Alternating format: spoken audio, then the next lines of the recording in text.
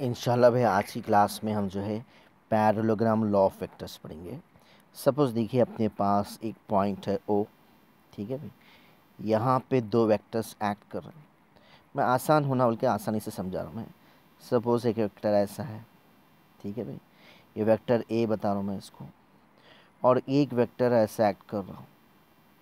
Suppose ये vector B बता रहा हूँ मैं, ठीक है भाई। अब ये दोनों का जो रिजल्टेंट होगा वो कैसा आएंगे देखना है अपने को। तो क्या बोले फिर एक बार समझिए आप लोग। Two vectors A and B are acting from a point O. Point O के पास दो वेक्टर्स आउटसाइड और एक्ट कर रहे हैं। अब ये दोनों का रिजल्टेंट कैसा होता है देखिए। इसको हम पैरेललोग्राम बना देना। कैसा? ए के पैरेलल और एक लाइन उतार दीजिए यहाँ पे, सेम मैग्नीट्यूड, और बी के ऑपोजिट भी एक सेम उतार दीजिए, ठीक है। तो ये हो गया अपना पैरेललोग्राम। उसको नेमिंग कर रहा हूँ मैं, ओ तो ऑलरेडी है यहाँ पे, एक दो बी सी, ठीक है। तो ये पैरेललोग्राम बन गया। अब जो पॉइंट पे ऐड कर रहा था, कौन से पॉइंट पे ऐड कर रहे दो वेक्टर्स ओ, यहाँ से डायगोनल उतारेंगे। कहाँ पे जाके मिलेंगे ये? सी पे। तो ये diagonal O B gives the resultant, यानी resultant R is given by the vectors A plus B, ठीक है। तो ये दोनों का रिजल्टेंट ए प्लस बी है ना। तो resultant is given by the diagonal if two vectors are acting at a point O, then the resultant is given by the parallelogram के दो वेक्टर्स है ना। If two vectors are represented by the adjacent sides of a parallelogram. क्या कर रहे हैं हम? ये एडजेसेंट साइड्स बोलते हैं ये दोनों को, ये दो साइड जो है ना इसको एडजेसेंट साइड्स बोलेंगे of a parallelogram. Then the resultant is given by the diagonal from the same point. अब ये डेफिनेशन एक बार देख लीजिए आप लोग। स्टेटमेंट क्या लेंगे? If two vectors are represented by the adjacent sides of a parallelogram, फिर क्या होगा? From a point, then the resultant is given by the diagonal, याद रखना, is given by the diagonal from the same point. अब इसको हम proof करेंगे। अब प्रूफ कैसा करेंगे देखिए आप लोग। अब सपोज ये दोनों के बीच में एंगल थीटा ले लो, दोनों के बीच में एंगल थीटा। तो अब ये जो ट्राइंगल ओ ए बी है इसको हम राइट एंगल बनाएंगे। कैसा? इसको थोड़ा एक्सटेंड कर दो आप। एक्सटेंड करके यहाँ से एक परपेंडिकुलर उतार डालो, तो ये हो गया ट्राइंगल, है ना। कंप्लीट होगी ट्राइंगल। यहाँ पे कुछ भी नेम कर रहा हूँ मैं, डी। तो ये ओ थोड़ा मैं फिगर ऐसा लेना चाहिए, थोड़ा ऐसा, ठीक है। तो अब ये ट्राइंगल हो गई O B D. O B D क्या है? राइट एंगल होगी। अच्छा, ये एंगल जो है और से देखिए आप लोग, ये एंगल थीटा है, तो ये एंगल भी थीटा रहता। क्यों? क्योंकि ये क्या है? कोस एंगल्स बोलते हैं इसको, अल्टरनेट और करस्पॉन्डिंग एंगल्स सही है ना। करस्पॉन्डिंग एंगल्स क्या होता है? इक्वल होता है। तो ये एंगल भी थीटा हो गया अपने को, ठीक है। अब देखिए ये वेक्टर बी है ना, ये भी वेक्टर बी होता। क्यों? ये ओ सी पर बी है ना, ओ सी और ए बी पैरेलल है, तो ये वेक्टर बी हो तो ये भी बी होता। अब मैं आपको फिगर से समझाता हूँ मैं। सपोज मगर साइन थीटा लिया समझे मैं, तो साइन थीटा क्या होता? Opposite by adjust hypotenuse. Opposite क्या है? बी डी बाय हाइपोटेनस क्या है अपने पास? बी। तो बी दला लो, तो बी डी हो जाएगा B sine theta, B sine theta. तो ये बी डी की वैल्यू डालो, बी साइन थीटा। वैसे एडजस्टमेंट का फॉर्मूला उसका समझो हम, cos theta equals to A D by adjacent by hypotenuse. तो बी दला लो, तो ए डी क्या हो जाएगा? ए डी हो जाएगा B cos theta, B cos theta, ठीक है। अब इसको हम प्रूफ करना है। सबसे पहले देखिए रिजल्टेंट का कैसा करेंगे हम प्रूफ हो, तो पाइथागोरस थ्योरम करेंगे।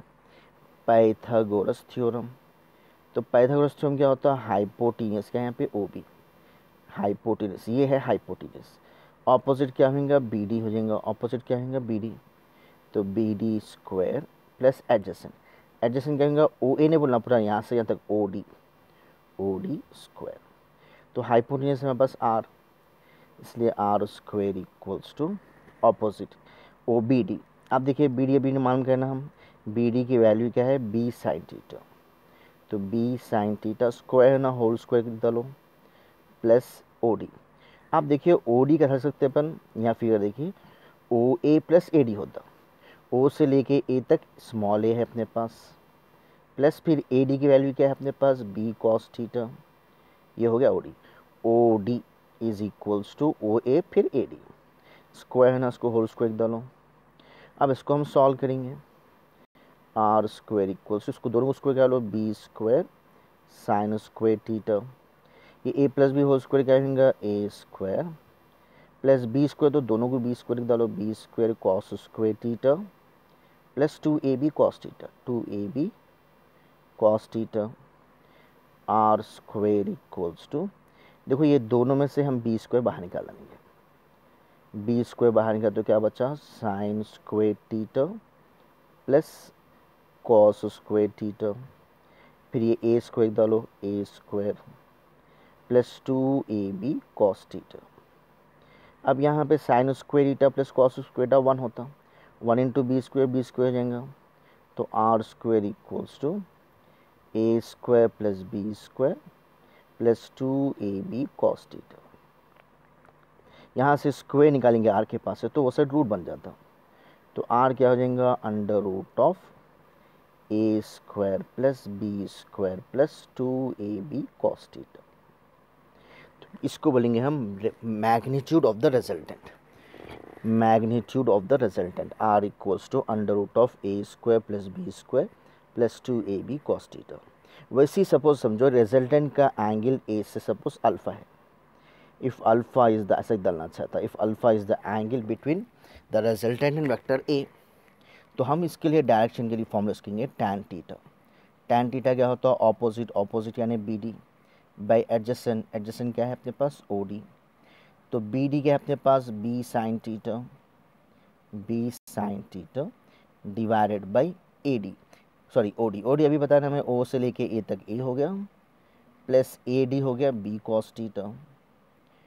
ऐसे ही छोड़ा सकते हैं, अगर ऐसा लिखना चाहे तो अल्फा इक्वल्स टू टैन वो साइड लेके जाना, टैन वो साइड लेके तो टैन इनवर्स होता, tan inverse B sine theta divided by A plus B cos theta.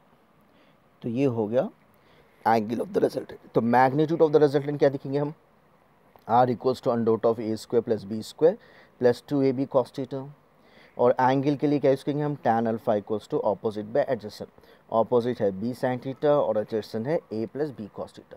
This is the proof of resultant of the sorry angle of the resultant. अब एक बार थोड़ा देख लीजिए हम सेंटेंस कैसा लिखे, फिर एक बार रिवाइज कर लीजिए आप। If two vectors are represented by the adjacent sides of a parallelogram taken in order, sorry adjacent sides of a parallelogram, क्या बोल रहे हैं हम, if two vectors are represented by the adjacent sides of a parallelogram from a point, then their resultant is given by the diagonal, ये बताया था ना हमें, their resultant is given by the diagonal from the same point। Suppose हम parallelogram उतार रहे हैं यहाँ पे, ठीक है, फिर एक बार लाइट बता रहा हूँ मैं यहाँ पे, तो ये वेक्टर ए है, ये वेक्टर बी है, दोनों का रिजल्टेंट क्या आएगा, is given by the diagonal of the parallelogram.